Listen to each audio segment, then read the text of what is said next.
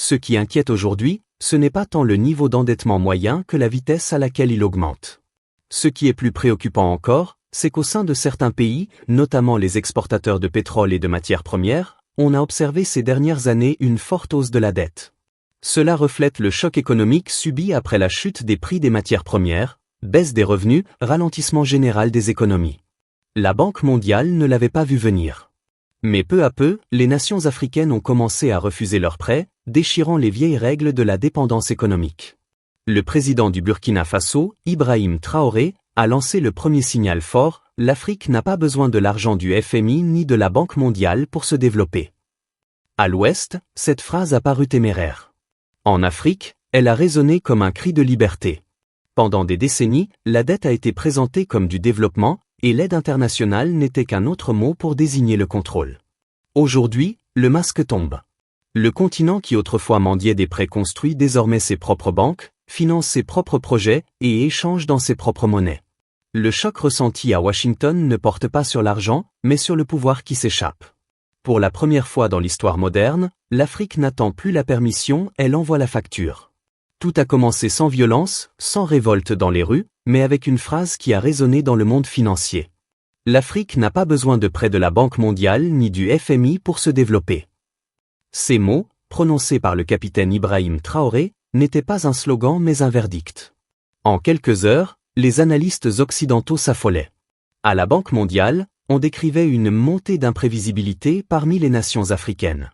Au FMI, les rapports qui parlaient autrefois de réforme et de coopération ressemblaient désormais à des notes de crise. Quelque chose avait changé, non pas dans les politiques, mais dans les esprits. L'Afrique avait commencé à rejeter le langage de la dépendance. Pendant des décennies, le FMI et la Banque mondiale ont fonctionné comme les deux piliers du nouvel ordre postcolonial, offrant des milliards de dollars sous couvert de développement et de stabilité. Mais derrière ces mots se cachaient des conditions: privatiser les services publics, réduire les subventions, geler les salaires, vendre les terres. Les gouvernements africains signaient, croyant que c'était le prix du progrès. Ce mythe s'est brisé. Le refus du Burkina Faso a déclenché une prise de conscience continentale. Mali, Niger, Tchad, gouvernés par de nouvelles élites militaires ou réformatrices, ont commencé à revoir leurs liens avec les bailleurs internationaux. Au Nigeria, certains dirigeants locaux ont mis en doute la frénésie d'endettement du gouvernement fédéral. Au Kenya, les politiques d'austérité dictées par le FMI ont provoqué des manifestations nationales.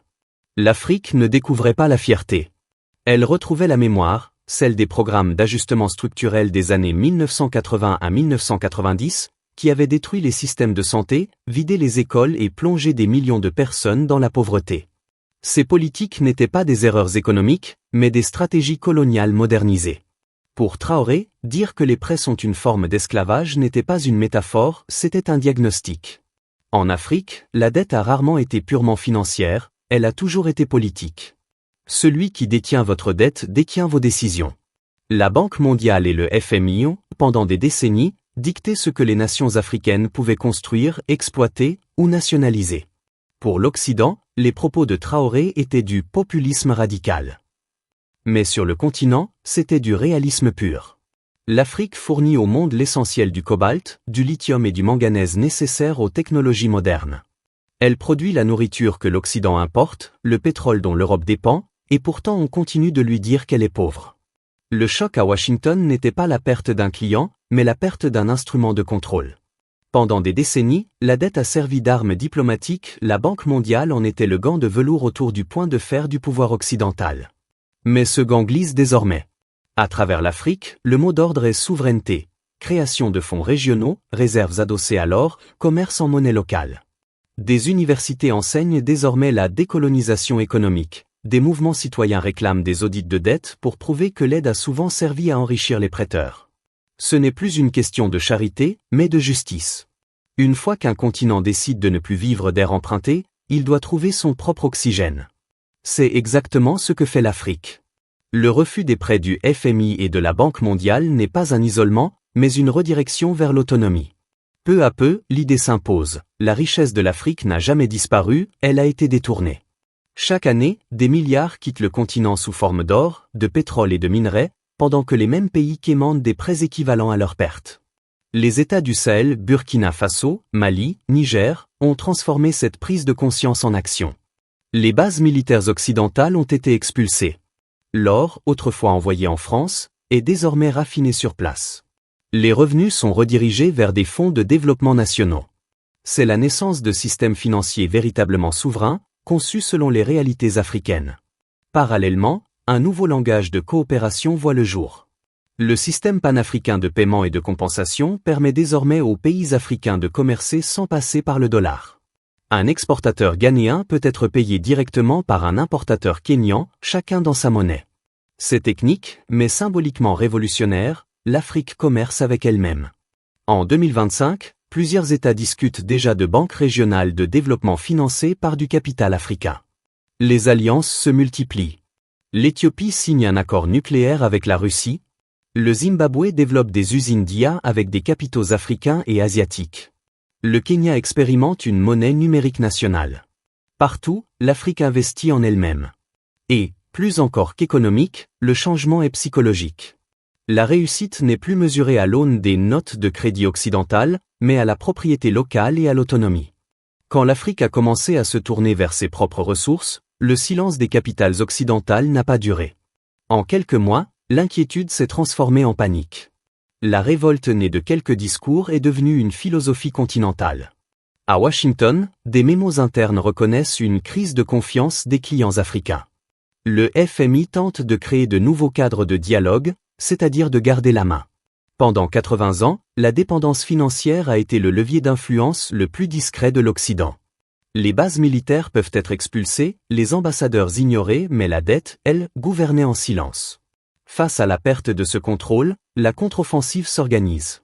Les médias parlent d'instabilité africaine. Les think tanks redécouvrent subitement les valeurs démocratiques des pays qu'ils méprisaient hier. La Banque mondiale annonce des prêts à taux réduits de 2%, mais avec les mêmes conditions cachées. En Europe, la France lance des offensives diplomatiques pour reconquérir son influence. L'Allemagne promet des partenariats via des intermédiaires européens. Et les États-Unis réinventent de nouveaux programmes stratégiques d'aide. Mais ces gestes ne sont pas de l'amitié, ce sont des actes de confinement. Car le plus effrayant pour l'Occident, ce n'est pas la colère africaine, c'est sa sérénité. Le continent ne rejette plus le monde, il s'en détache calmement. Les analystes accusent l'Afrique de tomber dans les bras de la Chine et de la Russie. Mais la vérité est ailleurs, l'Afrique choisit la multipolarité.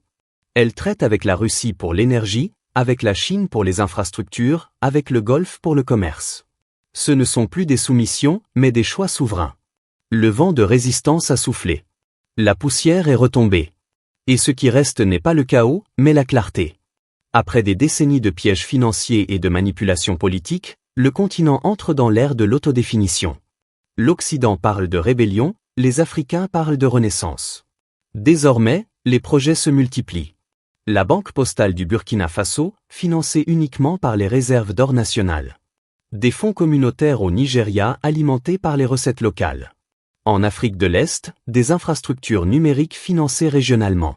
Au sud, le Zimbabwe bâtit des pôles technologiques et industriels avec des partenaires africains et asiatiques. L'idée centrale, circuler la richesse à l'intérieur du continent. L'étape suivante, c'est la finance adossée aux ressources. L'or, le lithium et le pétrole deviennent non plus des marchandises, mais des garanties monétaires. Les nouveaux économistes africains parlent de souveraineté des matières premières, où les richesses servent à financer les programmes sociaux, non à rembourser la dette. Bien sûr, les obstacles sont réels, inertie institutionnelle, corruption, sabotage extérieur. Mais la conscience est née et elle est irréversible. Une génération montante exige désormais des comptes à ses propres gouvernements et définit le progrès comme indépendance, pas comme permission. L'Afrique ne tourne pas le dos au monde, elle se tourne vers elle-même. L'unité devient plus puissante que les prêts. La coopération vaut mieux que la charité. Le continent, longtemps appelé émerge, enseigne désormais au monde ce que signifie renaître de l'intérieur. L'Occident prédit encore l'échec, mais il ne comprend pas. Ce qui se joue n'est pas un épisode, c'est une correction de l'histoire. Pendant des siècles, la richesse africaine a construit le monde moderne. Aujourd'hui, elle reconstruit l'Afrique. La révolte née du refus est devenue une reconstruction. Les anciens maîtres financiers ne sont plus combattus, ils sont dépassés. Car l'Afrique a compris la vérité la plus puissante. Le prêt le plus fort n'est pas celui que l'on prend, mais celui dont on n'a plus besoin. Et dans cette vérité réside la révolution tranquille et irréversible du continent africain. N'oubliez pas de mentionner dans les commentaires le nom de la ville depuis laquelle vous nous suivez, nous vous laisserons un cœur en remerciement. Merci d'avoir regardé la vidéo jusqu'à la fin et n'hésitez pas à l'aimer et vous abonner pour plus de contenu enrichissant comme celui-ci.